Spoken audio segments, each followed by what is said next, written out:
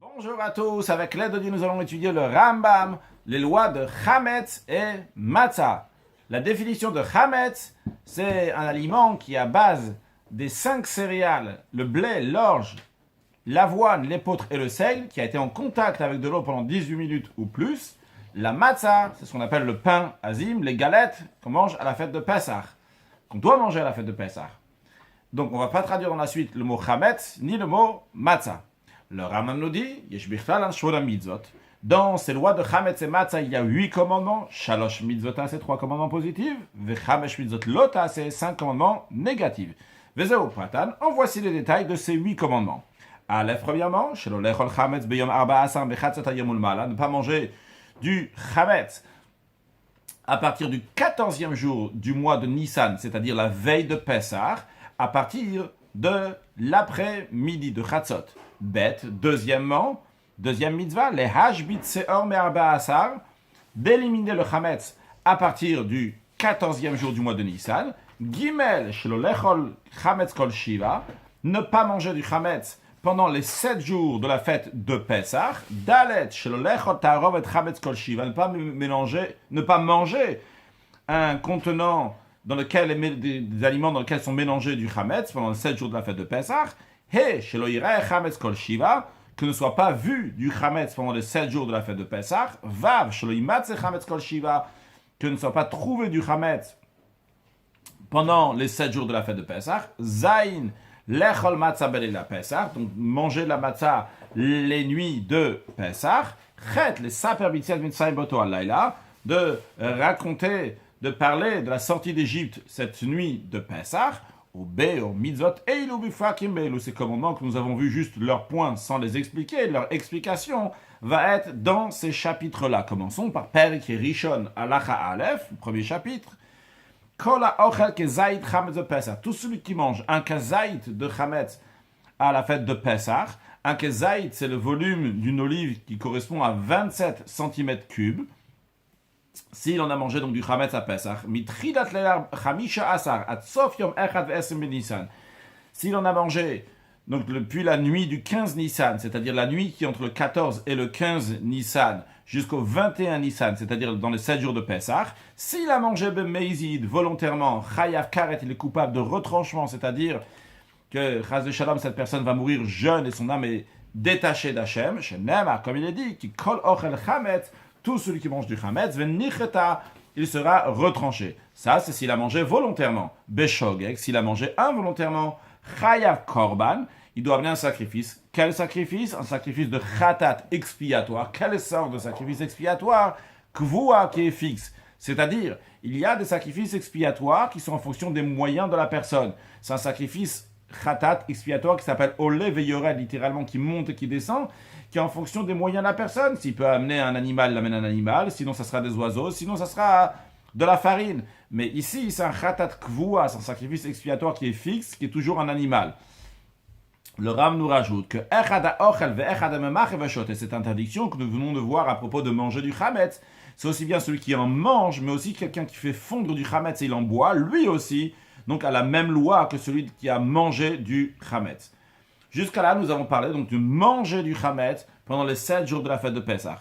Maintenant, dans Halacha Bet, chametz ba Pessah asur ba'anaya. Pendant la fête de Pessah, le chametz, on n'a pas le droit non plus d'en profiter. Pas seulement d'en manger, on n'a pas le droit d'en profiter non plus. Shenemar, comme il est dit dans la Torah, lo ye'achel chametz. Le chametz ne sera pas mangé. La Torah ne dit pas lo yochal chametz. Il ne va pas manger du chametz. Il dit le chametz ne sera pas mangé. Cette expression de ye'achel chametz vient nous apprendre que l'oyebo eter achila, il n'y aura pas une permission qui est liée à la consommation. Qu'est-ce que ça veut dire une permission qui est liée à la consommation? C'est-à-dire c'est une permission, on te permet d'en profiter. Quand tu profites, tu vas prendre une baguette par exemple et tu vas la vendre. Avec ça, tu vas avoir de l'argent. Avec cet argent-là, tu vas pouvoir t'acheter quelque chose d'autre. Vrai, tu n'as pas mangé la baguette, tu n'as pas mangé le pain en lui-même. Mais qu'est-ce qui se passe? Par le fait que tu as vendu, il y a quelque chose, ça t'amène à la consommation de quelque chose. Tu pourras acheter à manger un autre manger, même qui n'est pas chametz. Mais justement, la Torah te dit loye achel, tu n'auras pas le droit de profiter pour arriver à manger. En général, tout profit amène à la possibilité de pouvoir consommer de la nourriture. Encore un point, Vamania Chametz Birshuto Bapesach. Celui qui dépose, qui laisse dans sa propriété, plutôt pas ceux qui déposent, ceux qui laissent dans sa propriété, donc pendant Pessah, il laisse du Chametz. Même s'il n'a pas mangé, juste il a laissé chez lui. Over Bishnelav, il transgresse deux interdictions de la Torah. Car la Torah dit, il ne sera pas vu chez toi du levain dans toute ta possession. Venamar, il est dit, la Torah dit, du levain ne sera pas trouvé dans vos maisons. Ces deux versets-là, donc de loyeraelecha et loyimatse, donc loyeraek, ça ne sera pas vu, loyimatse, ça ne sera pas trouvé. Dans la suite, on les reverra sans les traduire à chaque fois, ou bien on les verra sous la forme de loyerae, loyimatse, ou bien sous la forme de bal yerae ou bal imatse. Encore un point, le Rambam nous dit que l'interdiction qui concerne le chametz, c'est l'interdiction qui concerne le levain, c'est-à-dire, c'est quoi le levain avec lequel donc on fait fermenter, les deux, c'est la même interdiction, il n'y a pas de différence halachique entre le chametz et le levain. Halacha gimel. J'ai dit c'est encore une chose, en vérité c'est pas spécial que c'est encore une chose. C'est suite à ce que le Rambam va dire, ce qu'il a dit avant que le Chametz, donc il nous dit que c'est la même chose, c'est le même point les deux. Halacha gimel,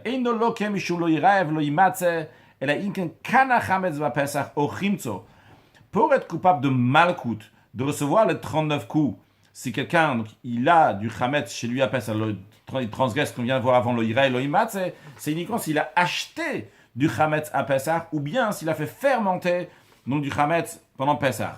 Pourquoi? C'est quoi le principe? Qu'est-ce qui a besoin d'être fait ici? Que des shiyase massé. Le principe, il est c'est s'il a fait une action, à ce moment-là, il reçoit malkout les 39 coups de bastonnade pour avoir transgressé. Quand on transgresse un lave, un interdit de la Torah, il y a les 39 coups de bastonnade, ce qu'on appelle malkout, qui est donné. Mais pour être coupable de malkout, il faut que la personne elle fait un acte, elle agit, pas de manière passive. Ah, c'est la raison pour laquelle, si il avait déjà du Chametz avant Pesach, ou bas Pesach est arrivé, il n'a pas éliminé ce Chametz, il l'a laissé dans sa possession. Bien que c'est vrai, il a transgressé ces deux interdits de Bal Yireh ou Bal Imatze, mais il ne recevra pas les 39 coups de bastonnade d'ordre de la Torah, parce qu'il n'a pas fait une action, il a été passif, le Chametz est resté chez lui. Mais quand même, bien que la Torah ne donne pas des coups à cette personne-là, au makinoto makat mardut, il recevra des coups par ordre rabbinique. Des coups, donc, mardout, qu'on traduit par moussar, c'est pour le remettre dans le droit chemin, ou bien parce que marad, parce qu'il s'est rebellé. Halachat dalet, chametz shavar alava pesach. Littéralement, du chametz, que le pesach est passé sur lui. C'est-à-dire que quelqu'un avait du chametz, un juif avait du chametz chez lui à la maison, et il a gardé chez lui Pesach. Donc le Pesach est passé, le Chametz est resté chez lui à la maison. Asur banaya le'olam. Il est interdit de profiter de ce Chametz à l'éternité. Mais davarze, cette chose-là, donc on interdit de profiter de ce Chametz. Knas midivre sofim. C'est une sanction d'ordre rabbinique. Pourquoi? Avar al balira au balimatze, qui a transgressé l'interdiction de balira et balimatze. Asaro, c'est la raison pour laquelle ils ont interdit ce Chametz. Va filunichu bishgaga. Même si le Chametz est resté chez lui par inadvertance, au be'ones, ou par cas de force majeure, quand même c'est interdit qu'il est chez lui. Pour pas qu'un homme va laisser consciemment du Chametz dans sa possession pendant la fête de Pesach, et il va dire, j'ai eu un cas de force majeure, j'ai pas fait exprès, qu'il est chez Yene Boachara Pesach pour en profiter après la fête de Pesach. Halachae, Chametz shenitarev bedavaracha b'Pesach. Du Chametz qui s'est mélangé avec une autre chose pendant la fête de Pesach. Ben bemino, ben shelo bemino, que ça soit une substance dans la même espèce ou bien d'une autre espèce. Donc c'est-à-dire quand on dit la même espèce, donc que ce soit de la même sorte qu'il y avait ou bien une autre, areze osa bechol shu, eh bien ça interdit quelle que soit la quantité. Même un tout petit peu de chametz, ça interdit tout le contenu. Chametz shel Israël she'avar alav Pesach. Le chametz d'un juif qu'il a gardé pendant Pesach, et qu'après, on se retrouve un an après Pesach. Bien qu'on a pris avant dans la lachab dalet, qu'on n'a pas le droit d'en profiter. Mais une itarev, si c'est mélangé, ben mino, ben shelo ben mino, que ce soit avec cette même substance, la même espèce, ou bien avec quelque chose d'autre, après la fête de Pesach, on a le droit de le manger. Pourquoi? Chez le Kansu ve'asu, quand est-ce que les sages ont sanctionné et ont interdit ce chametz que le juif a gardé pendant la fête de Pessah? Et la bechametz atzmo, c'est uniquement du chametz qui appartient, de chametz qui est lui-même du chametz. Avalata rovet, mais lorsque c'est un mélange de chametz dans un contenu, muter el bachil alacha Pessah, c'est permis de consommer après la fête de Pessah. Halacha vav, en chayavim karet, on est passif de retranchement, elle a la chilat atzmo shel chametz, uniquement si la personne a mangé le chametz lui-même, non pas un chametz qui a été mélangé avec quelque chose d'autre. Aval erud chametz, mais un chametz qui a été mélangé dans un contenu, qui gagne comme par exemple le koutach bavli, donc du koutach babylonien, donc c'est la nourriture, c'est une sorte de, dans lequel, c'est en principe on trempe le pain dans ce koutach bavli, il est fait avec du pain rassis, avec du sel et avec du lait, c'est un mélange comme ça dans lequel on trempe le pain. Veshech aramadi, et l'alcool la bière qui est fait donc, qui particulièrement est fait donc, les gens de Med faisaient, tout ce qui est semblable à ça, c'est-à-dire tout ce qui est semblable, c'est midvarim shel chametz me'orav, c'est-à-dire que c'est un contenu dans lequel il y a du chametz qui est mélangé. Imachalan ba Pesach, loke, s'il les a consommés pendant Pesach, il reçoit malkout seulement, ve'em bo karet, mais il n'y a pas le retranchement. Le retranchement, c'est uniquement pour celui qui a mangé le chametz lui-même, celui qui a mangé un contenu dans lequel c'était mélangé du chametz, lui, il reçoit malkout de 39 coups de bastonnade. Chez Namar, car le Torah dit kol machmetz et otochelu. Tout machmetz, donc tout ferment, vous n'allez pas manger. Ici, il n'y a pas écrit kol chametz otochelu, il y a écrit machmetz. Le machmetz, c'est-à-dire dans un contenu dans lequel est mélangé du chametz, vous n'allez pas manger. Donc c'est seulement un lave, c'est un interdit. Donc c'est pas la même chose que le karet, le retranchement qui est dit uniquement pour celui qui a mangé du chametz même. Bamed, varima, mourir dans quel cas s'applique, bishachal kezaït chametz betor atarovet. Quand est-ce qu'il reçoit malkout? C'est s'il a mangé un kezaït de chametz. Donc kezaït, on a dit tout à l'heure, donc c'est le volume d'une olive, donc ça correspond à 27 cm3. Donc il a mangé ça dans ce mélange, et il a mangé bigdachilat shalosh beitzim, le temps de manger 3 œufs. Je vais finir la halakha après expliquer. Dans ces cas-là, où shelo krimi Torah, c'est uniquement à ce moment-là, donc il reçoit 39 coups, le malkout d'or de la Torah. Avalim el betarov et kezaït bigdachilat shalosh beitzim. Si dans le mélange, il n'y a pas un kazaït de chametz dans 3 œufs, sur le bien qu'il n'a pas le droit de manger ce mélange-là, imachal, s'il a mangé einoloke, il ne reçoit pas malkout, et la makatmat uniquement des coups par ordre rabbinique. C'est-à-dire, pour que la personne elle va être coupable, il faut qu'il a mangé un kazaït de chametz. Donc kazaït, on va pas le retraduire maintenant, le kazaït, donc c'est le volume d'une olive, et ça correspond à 27 cm3. Maintenant, on va prendre les œufs. Les œufs, un œuf, on va dire, donc ça fait 54 cm3. Donc ça fait 2 fois 27. On a maintenant ce qu'on appelle un kikar. Un kikar, c'est un morceau de pain. Un morceau de pain en entier, c'est 6 œufs. Donc 6 œufs, c'est 3 fois 54 cm3.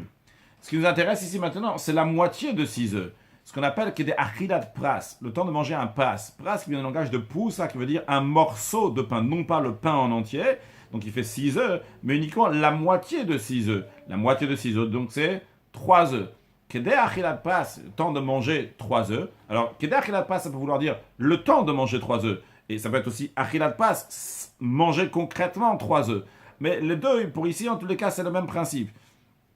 C'est quoi le principe? 3 œufs, donc ça fait 3 fois 54, ça fait 162. 162, donc c'est kedé achilat pras. Maintenant, il faut que si la personne elle a mélangé du chametz, elle a mangé du chametz qui était mélangé dans 3 œufs, il faut qu'il y a la quantité d'un kazaït, donc 27 cm3. Ces 27 cm3 seront du chametz dans les 3 œufs.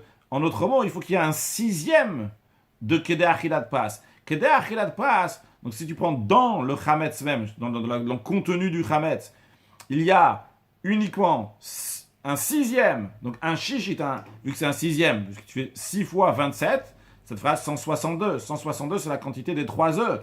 Donc quand tu prends un 6e, c'est un kezaït, bien s'il a mangé les 162 cm3 dans lesquels à l'intérieur de ces 162, il y avait 27, eh bien, il est coupable. Pourquoi? Parce qu'il a mangé un kazaït. Il est coupable de quoi? Donc il est coupable de malkout, on a dit, parce que c'était un mélange, c'était pas le chametz lui-même, mais il est coupable de malkout.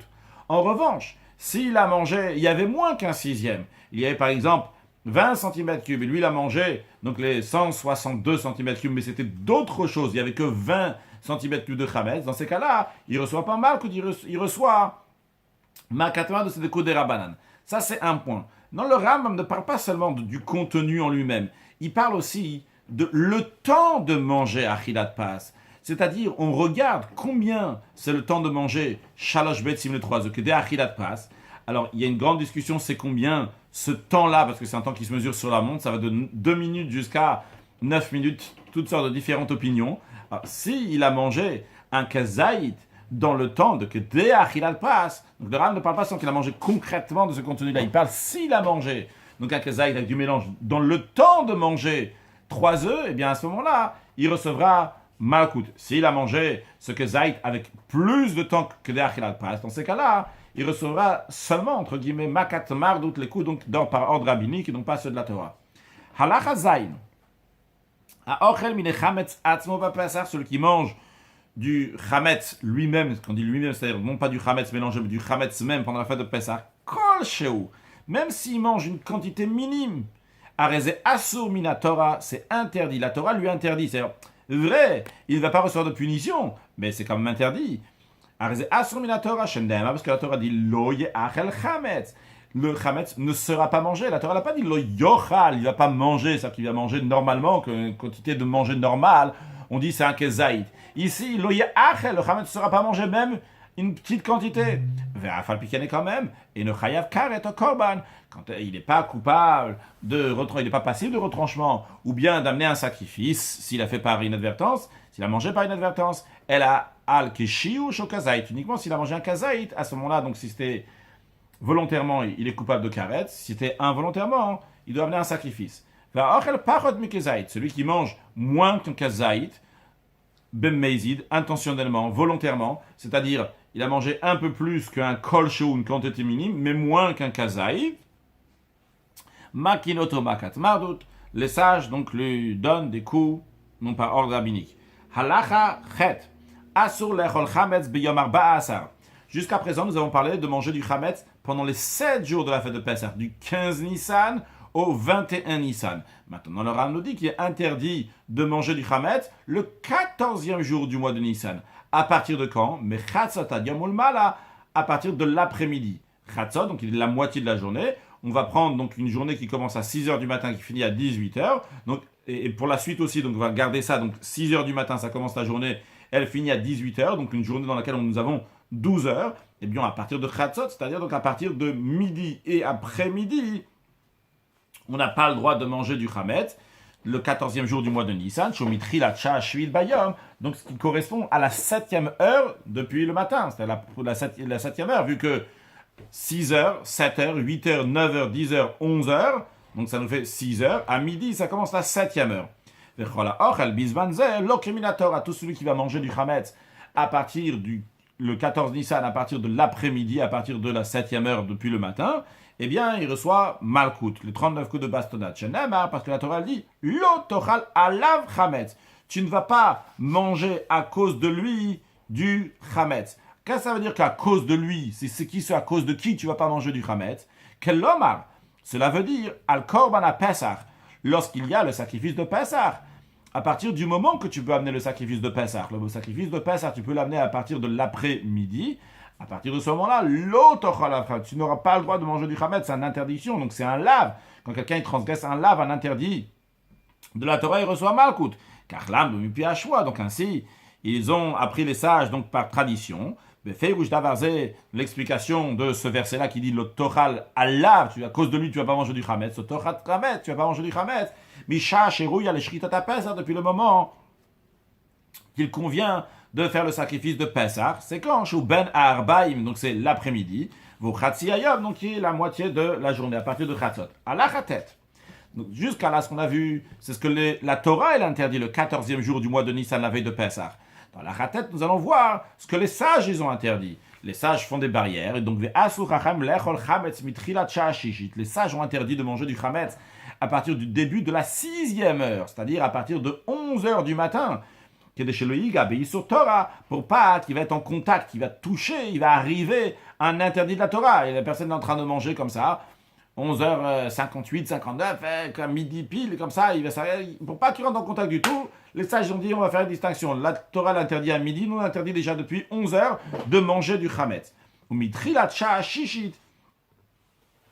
Et depuis le début de la 6e heure, il y a chametz asur ba'achila ou be'anaya sha'ashishit midivre sofim. Donc à partir de la 6e heure, le chametz va être interdit d'en consommer et d'en profiter pendant toute la 6e heure. Midivre sofim ou sharayom, et le reste de la journée, mishvi tulmala, minatora. À partir de la 7e heure, c'est minatora. Maintenant, donc, d'en profiter et d'en consommer, c'est interdit à partir de 11h par ordre rabbinique. D'après la Torah, c'est à partir de midi. Maintenant, continuons, allons encore plus loin. Les sages ont fait encore une barrière. Ils ont rajouté, ils ont dit Sha'achamishit, qu'à la 5e heure, c'est-à-dire à 10h du matin. Encore une fois, quand je dis 10h et 11h, attention, on ne parle pas de 10h et 11h tous les veilles de Pessah, on parle uniquement d'une veille de Pessah théorique, que le matin il a commencé à 6h, il est fini à la journée, elle finit à 18h. Donc Sha'achamishit, la 5e heure, c'est-à-dire à partir de 10h du matin, 6h, 7h, 8h, 9h, donc ça nous fait 4 heures, la 5e heure, donc c'est à partir de 10h du matin. Donc, on n'a pas le droit de manger du chametz. Donc, les sages ont allé encore plus loin. Ils t'ont dit, c'est quoi, on va mettre encore avant ça. Déjà à 10h du matin, tu mangeras plus de chametz. Gzeira, ils ont fait ce décret-là à cause à cause d'une journée qui est nuageuse. Il n'y avait pas de montre à l'époque. Et la personne, donc, ne voit pas exactement quelle heure il est. Shemayit ben chamish et de shishit, peut-être il va se tromper. Quand ça va arriver, donc la 6e heure qu'il n'a pas le droit de manger, il va penser, on est encore à la 5e heure, et il va manger. Donc les sages, ils ont dit, on va mettre déjà une barrière à la 5e heure. À partir de la 5e heure, à partir de 10h du matin, il ne va plus manger de chametz. En revanche, en ce qui concerne le profiter du chametz, les sages n'ont pas interdit de profiter à la 5e heure du chametz. C'est-à-dire entre 10h et 11h du matin, on n'a pas le droit de manger le chametz, mais on a le droit de profiter du chametz. Le fichar, c'est la raison pour laquelle, en conséquence de ce qu'on vient de dire, vu que le chametz, il est permis d'en profiter dans la 5e heure entre 10h et 11h du matin, tolim batruma valechem toda. Littéralement, on suspend la terouma et le pain du toda. Quand on suspend quelque chose, c'est-à-dire que quelque chose est entre le ciel et la terre. Il est suspendu, ni là, ni de l'autre côté. Alors, ici, on va suspendre la terouma, c'est la dîme donc, qui est donnée au Kohen. Et la dîme qui est donnée au Kohen, si donc c'est quelque chose donc, qui est chametz, ou bien du pain, toda, c'est un sacrifice qui s'appelle toda, donc de remerciement. Celui qui amène ce sacrifice-là, il doit amener aussi 40 pains avec. Parmi ces pains-là, il y a 10 pains qui sont chametz. Les autres 30, ils sont matzah, ils ne sont pas chametz. Il y en a 10 qui sont chametz. Alors, lorsqu'on arrive maintenant à la 5e heure, la veille de Pessah, et il y a de la terouma, ou bien il y a du sacrifice toda, donc qui est ces pains-là, donc qui sont chametz, on les suspend. On va expliquer dans un instant que on les suspend. Vekayot sebaim, tout ce qui est semblable, ça met chametz. Donc quelque chose qui est chametz, shokodesh, qui est saint. Qu'est-ce que ça veut dire qu'on le suspend? L'or, l'invelosophin, comme on a dit tout à l'heure, quelque chose qui est suspendu, ni sur le ciel, ni à la terre. Eh bien, ici aussi, on ne va pas manger, vu qu'on n'a pas le droit de manger, le chametz à la 5e heure, donc à partir entre 10h et 11h. Donc tu ne manges pas cette terouma, tu ne manges pas ces pains de toda. Mais non plus, tu ne vas pas les brûler, parce qu'on n'a pas le droit de brûler quelque chose donc, qui est sain, si tu as le droit encore d'en profiter, donc tu as encore une possibilité d'en profiter. Uniquement lorsqu'il arrive la 6e heure, c'est-à-dire à 11h, sauf une alcool à ce moment-là, on brûle tout. Conclusion de tout ça, le Ram nous dit à la Chayoud. Halamata, donc tu as appris de là, qu'il est permis de manger du chametz le 14e jour du mois de Nissan, la veille de Pessah, jusqu'à la 4e heure, c'est-à-dire jusqu'à 10h du matin. On n'a pas le droit de manger dans la 5e heure entre donc 10h et 11h. Aval neninbom, on a le droit d'en profiter. Celui qui mange la 6e heure entre 11h et midi, makinotoma kat mardout, on lui donne donc des coups par ordre rabbinique, et celui qui mange donc du chametz à partir de la 7e heure, loke, il reçoit malkout, vu qu'il a transgressé un interdit de la Torah, à ne pas confondre.